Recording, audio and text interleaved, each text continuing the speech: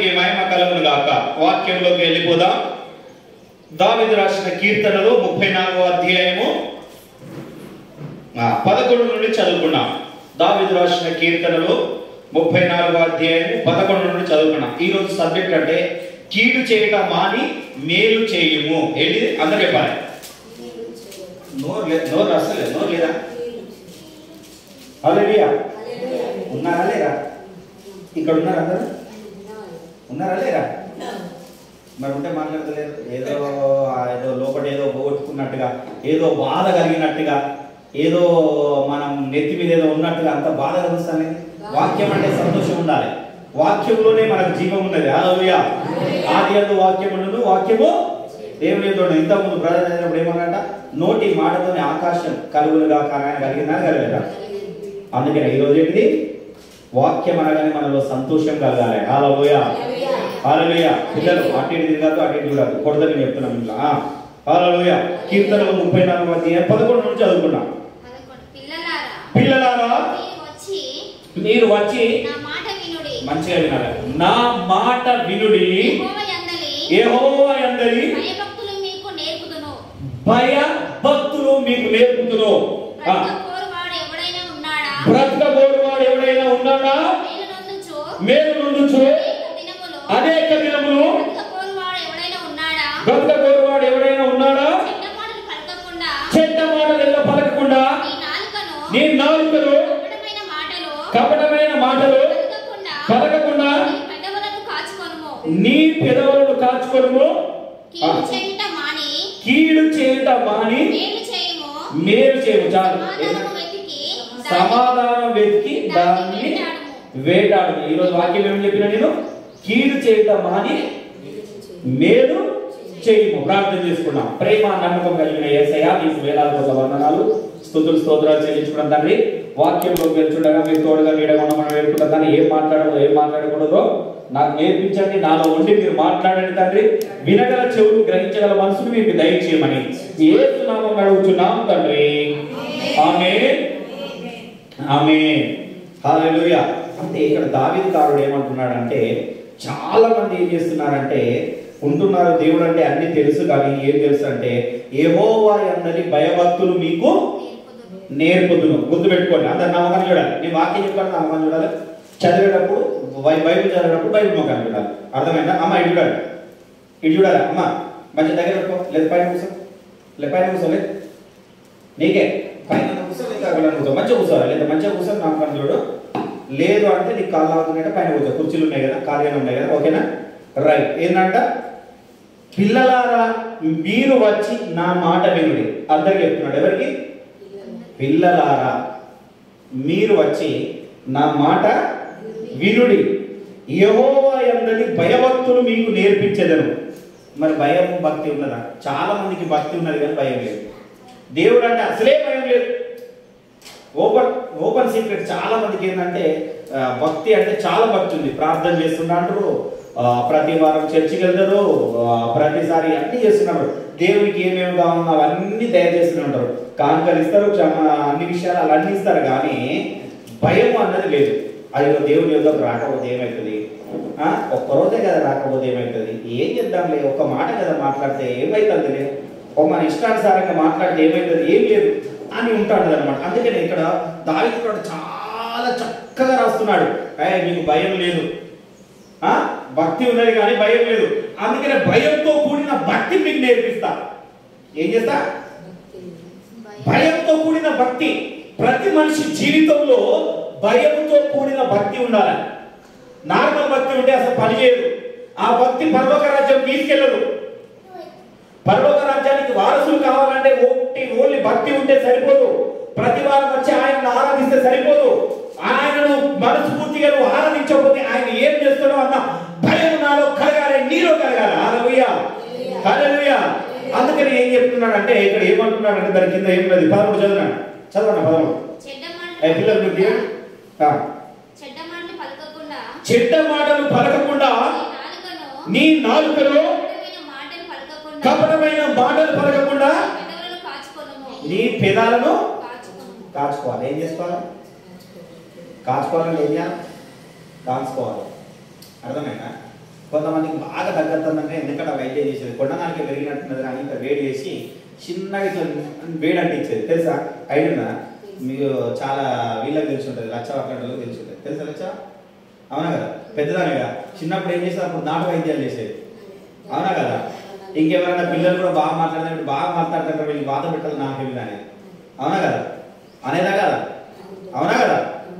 ఏమో కిరణాన్ని అవునా కదా అని ఆలోచిస్తాడు, ఇక ప్రభాకరాన్ని అయితే ఎటో ఆలోచిస్తాడు ఇక అవునా కదా అని. విన్నమైందా ఈ మాట ఎప్పుడన్నా? విన్నమైందా? ఏం చేయాలంట? చెడ్డ మాటలు పలకకుండా నీ నాలుకను ఏం చేసుకోవాలా? నీ పెదాలను కూడా కాచుకోవాలి. ఏం చేయాలి అంటారు? అంటారా అనరా? అంటారా చెప్పు, అంటారా అనరా? అంటారా అనరా? ఏది రాబోయే ఏం అంటారు అవునా కదా? అయితే ఇక్కడ ఏం చెప్తున్నాడు? అది భయం లేదన్నమాట, భక్తి ఉన్నది. భక్తి ఉన్న వాళ్ళే ఈ మాట చేస్తారు. ఈ మాటలు ఇలా అనుకునే వాళ్ళు ఎవరు భక్తి లేని వాళ్ళు కాదు, భక్తి ఉన్నోళ్ళే. భక్తి లేని వాళ్ళ గురించి వదిలేసేయి, ఎందుకంటే వాళ్ళు నరకంలో పడడానికి ఇష్టపడుతున్నారు కనుక వాళ్ళని వదిలేసేయి. అందుకనే చెవిగలవాడు వినుడు గాక, అవునా కదా? భక్తి లేని వాళ్ళు వదిలేసేయి. నీకు భక్తి ఉన్నది కానీ యేసు అంటే భయం లేదు. హల్లెలూయా, హల్లెలూయా. అందుకని మనం ఏం చేయాలంటే కీడు చేయడం మాని మేలు చేయాలట, సమాధానంగా ఎదగాలి. ఎవరైనా తిట్టారు అనుకో, నాకు అన్న ఫోన్ చేసాడు, మా ఇంటి పక్కన చాలా ప్రాబ్లం ఉంటుందన్న, ఇట్లా ఊరికే ప్రతిదానికి నాకు ప్రాబ్లం అవుతుందంటే నేను ఏం చేయమనంటే నువ్వు మాత్రం మేలు చేయాలని చెప్పిన. హల్లెలూయా, మేలు చేయాలి. ఎప్పుడైతే నేను నా నోటి నుండి మాట వచ్చిందో ఆయన భూమి ఆయన జాగ్రత్త మొత్తం వదులుకున్నాడు. హల్లెలూయా, దేవునికి మహిమ కలుగును గాక. ఎవరికి మహిమ కలగాలి? గుర్తుపెట్టుకో, సేవకునికి లోబడ్డాడు. ఎవరికి లోబడ్డాడు?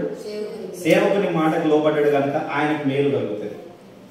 అలా ఎవరు చెప్పలు కొట్టలేరు, ఎవరికి ఆనందం లేదు కావచ్చు. మేలు కలగడం అంటే మన సహోదరులకు మేలు కలగడం ఎవరికి ఇష్టం లేదు కావచ్చు. అవునా కదా? అవునా కదా? మరి మీరు అట్లనే ఉన్నది. మరి మేలు కలగాలంటే మరి ఏం చేయాలి? మనం గుర్తుపెట్టుకోండి, సేవకుడు ఎప్పుడైతే ఏదైనా మనం చెప్పిందంటే దాని ప్రకారం ఎప్పుడైతే నువ్వు జీవిస్తావో అప్పుడే నీకు ఏం జరుగుతుందంటే మేలు కలుగుతుంది. ఎందుకంటే ఎందుకు మేలు కలుగుతుంది చెప్పాలి ఒకసారి చూడండి. కొరింథీయులకు రాసిన మొదటి పత్రిక 10వ అధ్యాయం 24వ వచనం. రూబెన్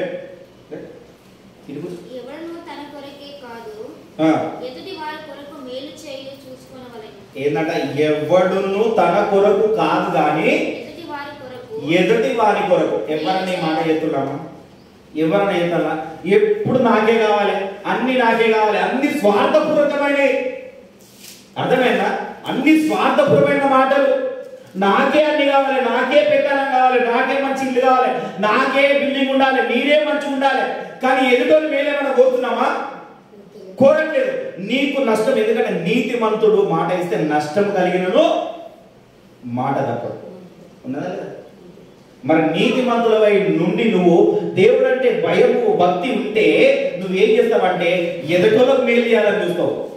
ఎదుటోళ్ళకు నువ్వు మేలు చేస్తావు అంటే నీకు భక్తి ఉంది కానీ భయం లేదు.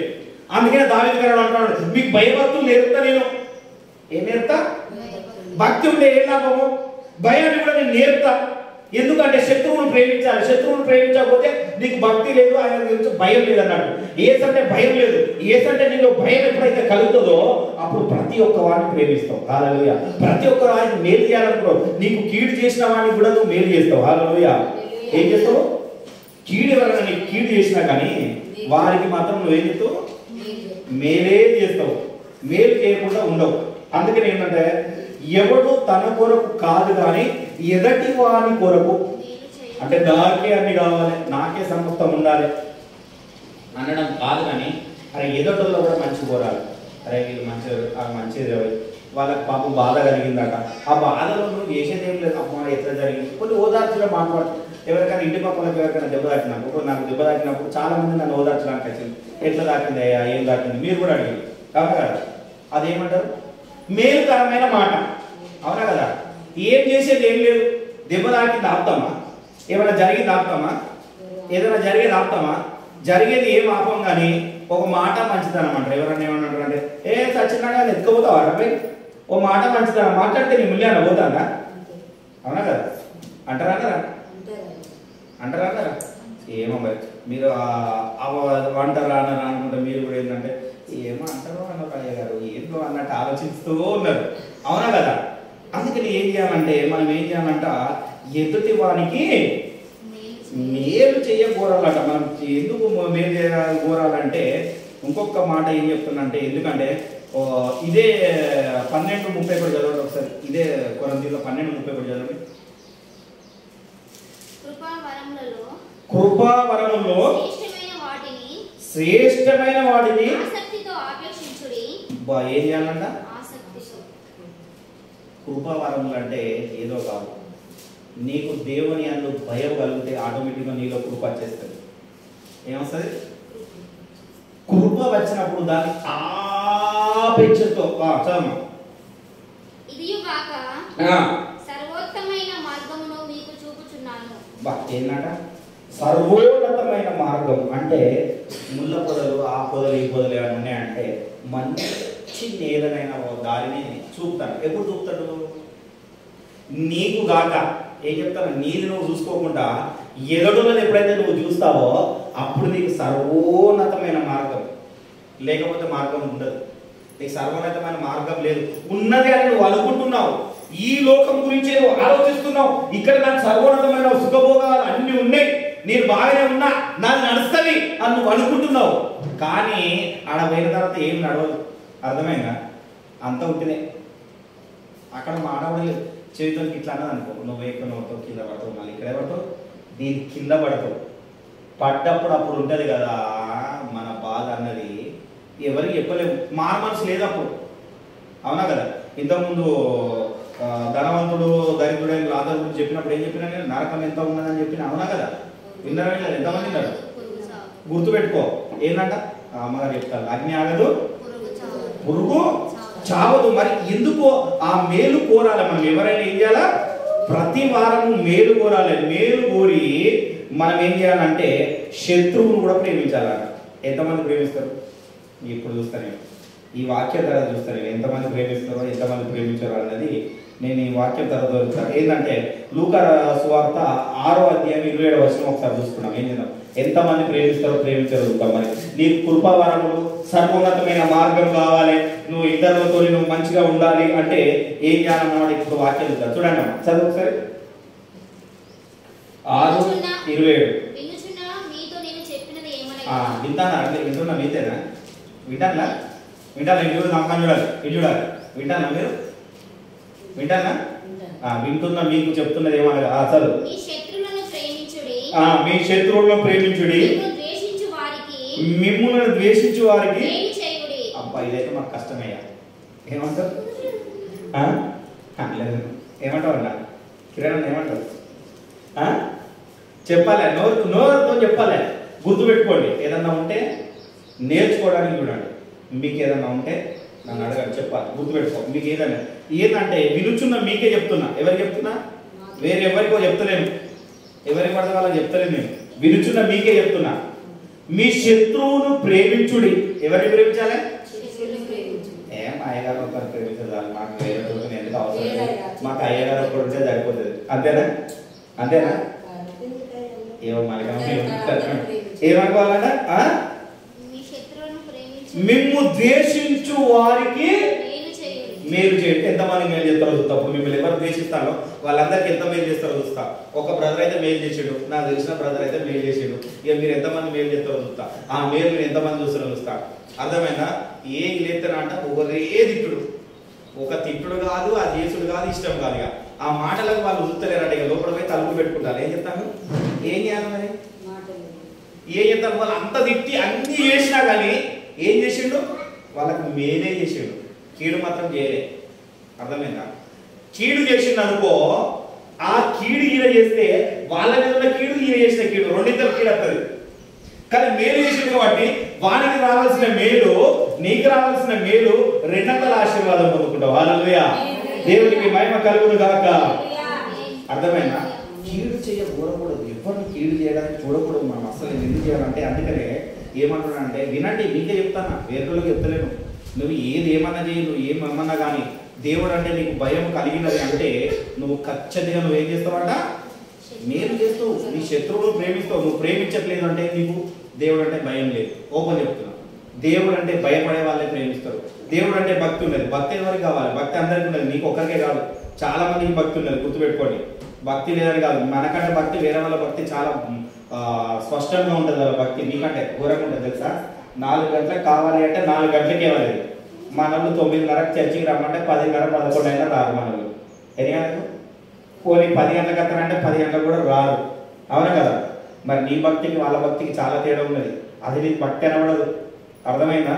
భక్తి అంటే ఏంటిదో చూడాలి. అందుకని ఏం చెప్తున్నానంటే ఇప్పటి నుండి లాస్ట్గా ఒక మాట చెప్తున్నా. ఇప్పటి నుండి మీరు ఏం చేయాలా, మీ శత్రువును ప్రేమించాలి. వినుచున్న మీకే చెప్తున్నా, మీ శత్రువును మీరు ప్రేమించకపోతే మీకు ఎంత భక్తి ఉన్నా వేస్ట్. మీకు భక్తి వేస్ట్. కానీ మీ శత్రువును ఎప్పుడైతే మీరు ప్రేమిస్తున్నారో అప్పుడు దేవునికి భయపడుతున్నారు. ఎవరికి భయపడతారు? మనుషులకు కాదు భయపడేది. ఎవరికి భయపడాలా? దేవుడికి ఎందుకు భయపడాలా? ఇంతకుముందు కీర్తనలో చదువుతున్నాం. ఒకటే మాట, నోటి మాటతోని, ఆయన నోటి మాటతోని అవునంటే అవును, కాదంటే కాదు. ఆకాశం కలుగు అన్న కలిగిండు, భూమి కలుగన కలిగిండు, సూర్యచంద్రుడు కలుగు కలిగిండు, ఇవంతా బాగున్నాయి, చీకటి వేరైంది. నోటి మాటతో గుర్తుపెట్టుకో. అంత శక్తి కలిగిన వాడి మాట ఏ విధంగా ఉంటది. సూర్య చంద్రుడు నక్షత్రాలను సృష్టించిన వాడు. సూర్యుడిని 10 నిమిషాలు మనం చూడలేము, కానీ ఆయన వాక్కులో అంత శక్తి ఉన్నది. ఆయన చెప్పినప్పుడు నువ్వు భయపడకపోతే నీకేమైతే దొరికేనా హీడే అవుతుంది. గుర్తుపెట్టుకో. ఎవరినైనా మనం ప్రేమించే హృదయం కలగాలి మనలో. ప్రేమ లేకపోతే వేస్ట్. గుర్తుపెట్టుకో. నీ శత్రువును నువ్వు ప్రేమించకపోతే నువ్వు దేవుడు నీ దగ్గర లేడు అన్నట్టు. దేవుడు ఉన్నాడని భ్రమపడుతున్నావు నువ్వు. దేవుడు లేదు. ఏదో అందరిలా ఉన్నది నామకర్త భక్తి, వాళ్ళది భక్తి, నీది భక్తి. దానివల్ల ఉపయోగం ఏమున్నది? దేవుని యొక్క చేర్చేది అది చేర్చేది కాదు. అందుకని ఇక్కడ యోహాను సువార్త 3వ పత్రికలో ఉంటుంది. యోహాను రాసిన 3వ పత్రిక 1వ అధ్యాయం ఉంటుంది. అది 1వ అధ్యాయం చూడండి, 11వ వచనం ఉంటుంది. తీయండి. ప్రకటన పక్కన ఉంటుంది. ప్రకటన యూద లాస్ట్ లో ఉంటుంది. ప్రకటన యూద పక్కన ఉంటుంది. ఇటు సైడ్ 1వ అధ్యాయం ఉంటుంది. 11వ వచనం చూడండి ఒకసారి. 3వ పత్రిక లాస్ట్ విషయం చెప్తున్నా. ఈ విషయాన్ని ఇది ఖచ్చితంగా మీరు గుర్తుపెట్టుకో. ఇది ఏం రాస్తున్నా అంటే ముందుగా మొదట్లో ఏమంటది, పెద్దనైనా నేను సత్యమును బట్టి ప్రేమించు, ప్రియుడైన గాయకులకు శుభమని చెప్పి రాయినది. అంటే ఇక్కడ ఏం చెప్తున్నాడంటే అందరికి చెప్పినట్టు రాసాడు. అందరికి చెప్పినట్టు రాసి, అంటే ప్రియుడైన మనం ఎవరైనా లెటర్ రాసేటోళ్ళకి బాగుంటుంది. ఏంటంటే ఇప్పుడు అందరికి తెలిసే మనం లెటర్లు పెట్టుకోవడానికి ఏంటంటే ప్రియాతి ప్రియమైన అని పెడతాం. అంటే ఆ లేడీస్ కానీ మోగళ్ళు కానీ ఎవరైనా కానీ గౌరవప్రదం అన్నమాట. ఈయన విధంగా గౌరవప్రదం రాస్తూ మధ్యలో 11వ వచనం వచ్చే వరకు ఎవరికి చెప్తున్నాడు అంటే చెప్పు, చదువు. ప్రియుడా, ఒక అబ్బాయికి ప్రత్యేకంగా చెప్తాను. అబ్బాయికి వినాలి. అబ్బాయికి 2 ఉంటారు ఇవాళ, ఇంకా 4-5 రాలే కదా. వినాలి. ప్రియుడా, చెడ్డ కార్యం కాక మంచి కార్యం అనుసరించి నడుచుకోను.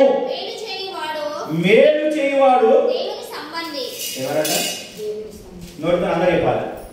మేలు చేయువాడు నోటితో చెప్పాలి. అందరు నోటితో నచ్చలేదు. చెప్పండి. మేలు చేయవాడు ఎవరు? ఓకే. కీడు చేయవాడు బా. ఇక ఎంత మంచి గొప్ప మాట రాసిందంటే ఏమంటారు గుర్తుపెట్టుకోండి. మేలు చేయని వాడు దేవుని రుచి చూడలే. రుచి చూసి తెలుసుకోవాలంటారు కీర్తనకారులు. ఏంటంటే రుచి ఏం చేయాలంట, కూర మంచిగా ఉన్నదా లేదా, మరి ఉప్పు కలిసినా లేదా అని కొంచెం ఇది నాకు వేసుకుంటే నాకు. అవునా కదా అంతేనా కదా.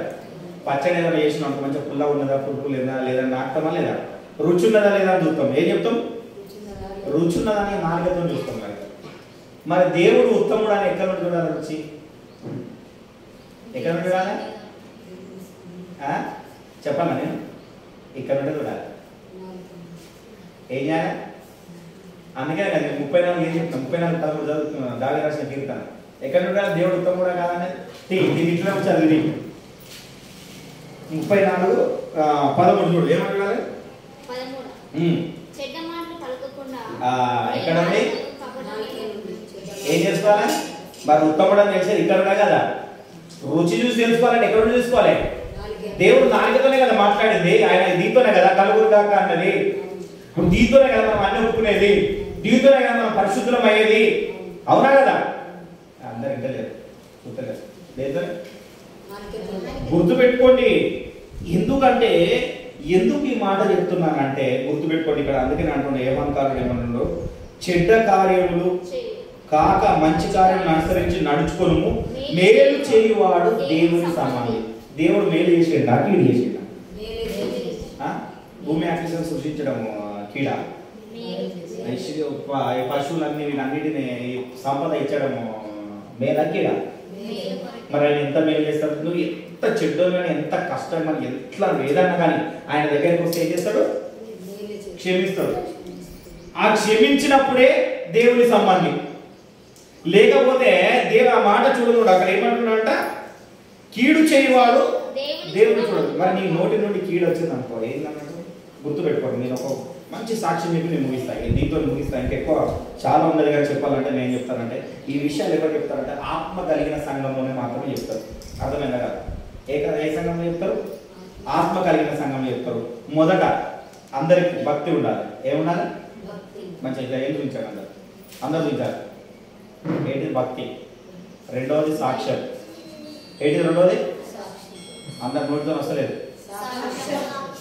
మూడవది సేవ. అర్థమైందా? భక్తి ఎవరు చూపించిందంటే దానియేలు చూపించాడు. ఎవరు చూపించాడు? దానియేలు భక్తి చూపించాడు. అవునా కదా? దానియేలును బట్టే సాక్ష్యము రాజు మారాడు. అవునా కదా? మారినా లేదా? సాక్ష్యం గుర్తుపెట్టుకో. నీ భక్తి చూసి ఇతరులు సాక్ష్యం చెప్పాలి. అది భక్తి. లేకపోతే భక్తి కాదు. అది నీ దేవుని అందు భయం ఉండడం. అర్థమైందా? ఇప్పుడు నేనున్నా, నేను ఎందుకు, మా అమ్మగారు ఉన్నారు, నాకు మ్యారేజ్ అయ్యి 10 ఏళ్ళు అయిపోతుంది, 11 సంవత్సరాలు అవుతుంది. మా ఏరియాలో ఎవరు అడిగినా కానీ ఏమంటారంటే, అరే కళ్యాణి అమ్మగారు చాలా మంచిది, అమ్మ ఒక్కసారి కూడా ఒక్క మాట మాట్లాడుతుంటే ఎవరిని ఏమన్నా అంటే నేను చూడలేదు, వంటలు కూడా మంచిగా చేస్తుంది, అందరికి రీచ్ చేస్తుంది, ఎవరికైనా కూరలేదన్నా మాట ఎవరన్నా అడగాలి. నేను రాదు కదా మా ఏరియాలో, ఇంకెవరన్నా అడగాలి. ఎవరన్నా ఏమంటారంటే రంజిత్ వల్ల భార్య చాలా మంచిది ఏమంటారు? సాక్ష్యం కలిగి ఉండాలి. మనం ఉన్న ఏరియాలో సాక్ష్యం కలిగి ఉండాలి. అది ఎప్పుడు వస్తుంది? చెడుతనాన్ని విసర్జించి మంచితనము, మనకు వాడు చెడు చేసినా సరే వాడికి మంచి మేలు మనం ఎప్పుడైతే కోరుతామో అప్పుడు వస్తుంది. అందుకనే దానియేలు రాజు కిందేసిండు, సింహాల ఊళ్ళో పడేసిండు.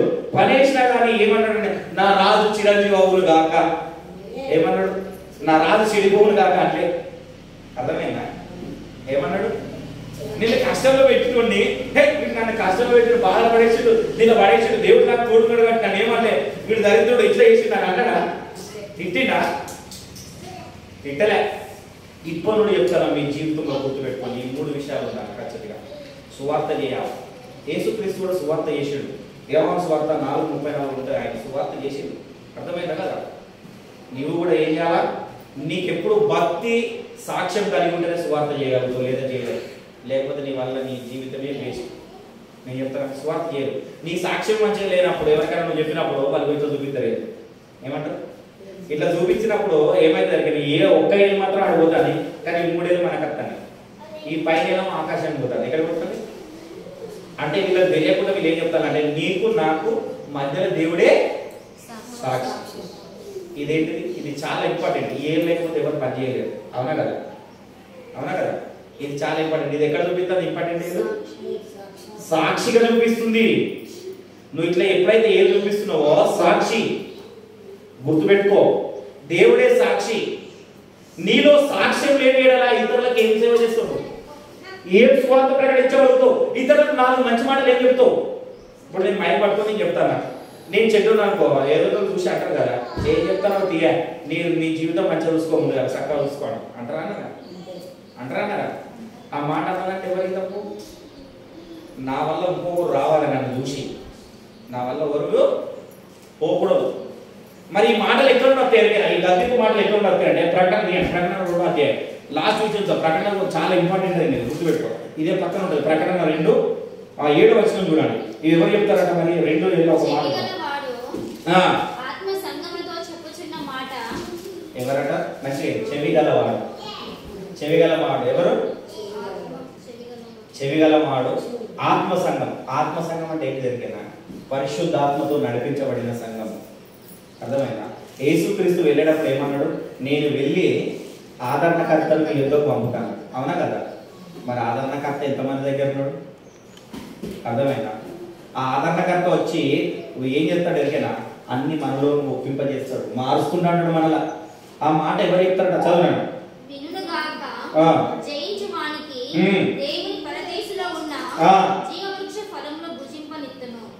చూసినావా? ఈ ఆత్మ సంఘంలో చెప్తున్న విషయాన్ని నువ్వు విని ఈ శత్రువును ప్రేమించాలన్న దాన్ని జయించినప్పుడు నీకు జీవవృక్ష ఫలం వస్తుంది. ఏమొస్తుంది? మరి జీవవృక్ష ఫలం కావాలన్నా లేదు వద్దా నీకు? ఆ రోజు అమ్మ తప్పు చేసింది, దేవుడు ఇయ్యకముందుగా తొందరపడి తిన్నది. అర్థమైందా? అందుకని ఆ తినగానే దేవుడు ఏమన్నాడంటే, ఆదాము మన విషయాలు మంచి చెడులో తెలుసుకోవడానికి మనలో ఒకడు అయిన కనుక ఏం చేసిండు? వేరు చేసిండు. అర్థమైందా? ఆయన వేరు చేసినప్పుడు నీ జీవితమే అంతే. ఎక్కడ వేసిన గొంగలు అక్కడనే. ఇగో ఇది ఇక్కడ పడేసినాం అంటే ఇక్కడే ఉంటుంది, అసలు మారనే మారదు. అవునా కదా? ఈ గద్దింపు వాక్యం ఎక్కడ కొంతమంది ఏంటంటే మంచిగా చెప్పకపోతే ఎవరైనా రాలేమో భయం. బాగా చెప్తే ఉన్నట్టు మాట్లాడితే చర్చకత్తలో లేదు భయం. నాకైతే ఆ భయం లేదు. ఏది లేనే లేదు. దేవుడు నన్ను వాడుకుంటాను, దేవుడు నాలో నుండి కార్యం చేస్తున్నాడు, దేవుడు నాకు తోడై ఉన్నాడు, నన్ను పట్టుకొని నడిపిస్తున్నాడు. ఎక్కడికైనా వెళ్ళగలను నేను. హల్లెలూయా. నిజం చెప్తున్నా, ఫోన్లో బిజీ కాదు, మామూలు బిజీ కాదు. ఫోన్లో అయితే ఎంతమందికి ప్రార్థన చేస్తుంటే ఎన్ని కార్యాలు, ఎన్ని సాక్ష్యాలు. ఈ గదిలో గ్రూప్లో పెడుతుంది చూడండి సాక్ష్యాలు. పిచ్చెక్కిపోతుందేమో మీరు అన్ని సాక్ష్యాలు ఉన్నాయి నా దగ్గర. అర్థమైందా? కానీ చెప్పుకోవడం కాదు, చెప్పుకొని తిరగకూడదు. కొంతమంది ఏదైనా మేలు జరగాలని యూట్యూబ్లో వీడియో పెట్టుకొని తిరుగుతాను. చేయడం కాదు, దేవుడు తీసుకురావాలా. ఎవరు తీసుకురావాలా? దేవుడు తీసుకురావాలా. ఇక్కడ ఇక్కడ కూడా మొలుగు ఖర్చు కూడా దయ్యం నిలబట్టిన తెలుసా? ఎవరైనా చెప్పలేదు ఎవరికి? రాత్రి 8 గంటలకు వచ్చినప్పుడు అన్న వచ్చిన వాళ్ళని ఫోన్ చేశాను. మరణం నుండి లేవని దేవుడు మారు మనసు వచ్చింది. గుర్తుపెట్టుకోండి, ఒకటే మాట, జస్ట్ నోట్ల నుండి వన్ వర్డ్, దేవుని నుండి వచ్చిన వాడును గుర్తుపెట్టుకొని. ఎందుకంటే ఒక మాట చెప్తున్నా, దైవ సేవకుడి మాటను ఇదొక్కటి చెప్పి నేను ముగిస్తాను. ఒకసారి ఇదో యెషయా 42 చదవండి. దైవ సేవకుడు చదవండి. ఇది నేను ఇప్పుడు చెప్తున్నాను. 42 మొదటి నుండి చదువు.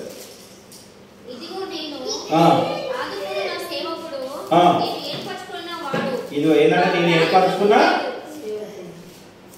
నేను ఖచ్చితంగా చేస్తా. దేవుడు నన్ను ఏర్పరచుకున్నాడు. ఖచ్చితంగా నేను అడిగితే ఏదైనా కార్యం చేస్తాడు. హల్లెలూయా. చదువు.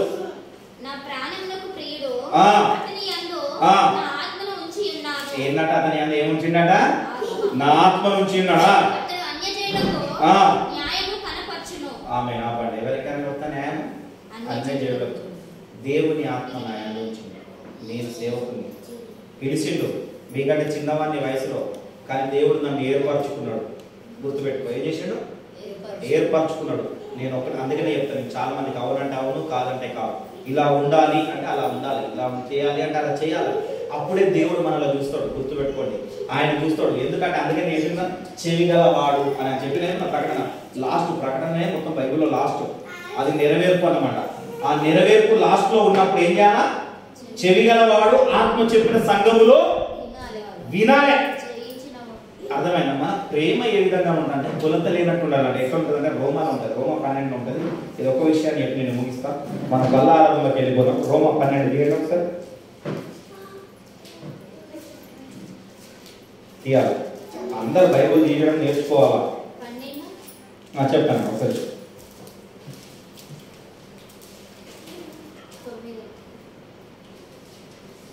తొమ్మిది చదవండి. 12:9.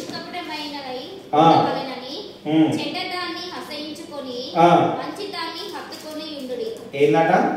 మీ ప్రేమ ఏ విధంగా ఉండగా నిష్కపటమైనది. అర్థమా? నిష్కపటమైనది అంటే ఏం తెలుసా? ఏముండకూడదు. ఇక మనస్ఫూర్తిగా అంటే ఏం చేయాలంటే పాలలో నీళ్ళు కలపకుండా ఏం చేయాలి? అర్థమైందా? నీళ్ళు కలిపిన పాలు ఎట్లుంటే కలిపిన పాలు ఎట్లుంటాయి. కొంచెం కలిపినా కూడా తెలిసిపోతుంది చాలా మందికి. కలపని ఎట్లుండాలంటే, అవునా కదా? చిక్కటి పాలు ఎప్పుడన్నా ఇవి ఊళ్ళలో తాగి ఉంటారు, బాగుంటుంది. అవునా కదా? ఎట్లుండాలి? నిష్కపటమైన దయ ఉండాలి. చెడ్డదాన్ని సహించుకొని అసహించుకొని ఆ. మంచి దాన్ని హత్తుకొని ఉండుడి. ఏంటంట? చెడ్డదాన్ని ఏం చేయాలా? అసహించుకొని వదిలిపెట్టుకోవాలా.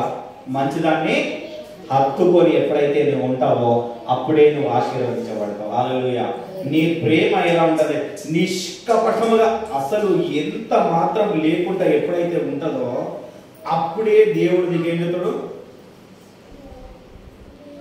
అవునా కదా? దీంట్లో 21 లాస్ట్ లో కూడా ఉంటుంది ఒక మాట చదువు. దాంట్లో 21 కీడు వలన జయింపబడక మేలు చేత కీడును జయించుము. ఏం చేయాలంటే మేలు చేత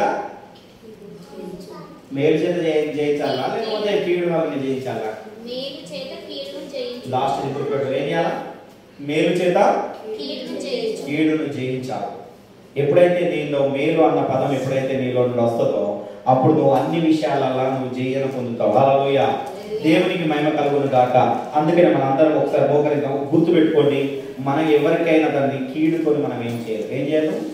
మేలుకొని. ఎప్పుడైతే భయము భక్తి మనలో ఎప్పుడైతే కలిగి ఉంటుందో, భయము భక్తి ఎప్పుడైతే మనలో ఉంటుందో అప్పుడే మనలో నుండి ఈ దైవ ప్రేమ వస్తుంది. అందుకనే ప్రియులారా వినండి, నేను చెప్తున్నా. దావీదు గారు అన్నాడు, నా మాట వినండి అయ్యా.